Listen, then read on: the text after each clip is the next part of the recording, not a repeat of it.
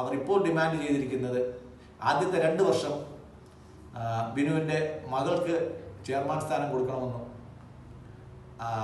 അടുത്ത 3 വർഷം ബിനുവിന് vice chairman സ്ഥാനം കൊടുക്കണം എന്നുമാണ് അവർ ആവശ്യപ്പെട്ടിരിക്കുന്നത് എന്നാണ് നമുക്ക് കിട്ടുന്ന വിവരം.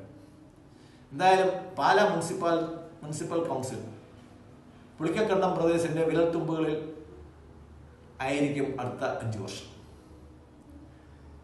UDFന് അധികാരത്തിൽ വരുന്നതിന് ഒരു മുന്നോടിയായിട്ട് കിട്ടുന്ന ഒരു പ്രൈസ് മണിയായിട്ട് നമ്മുടെ പാലാ മുനിസിപ്പാലിറ്റിയെ നമുക്ക് കാണാൻ സാധിക്കും. നയതന്ത്രപരമായിട്ടുള്ള നീക്കങ്ങളിലൂടെ UDF കൂടുതൽ ബുദ്ധിയും വിവേകവും മെച്യൂരിറ്റിയും കാണിക്കും എന്ന് നമുക്ക് പ്രതീക്ഷിക്കാം. പാലാ മാത്രമല്ല, ഇങ്ങനെയുള്ള പല തൂക്ക് സഭകളുള്ള മണ്ഡലങ്ങളും പഞ്ചായത്തുകളും മുനിസിപ്പാലിറ്റികളും എല്ലാം കേരളത്തിൽ വരുന്നുണ്ട്. തിരുവനന്തപുരം നഗരസഭ പോലും ഒരു തൂക്ക് സഭയാണ് യഥാർത്ഥത്തിൽ.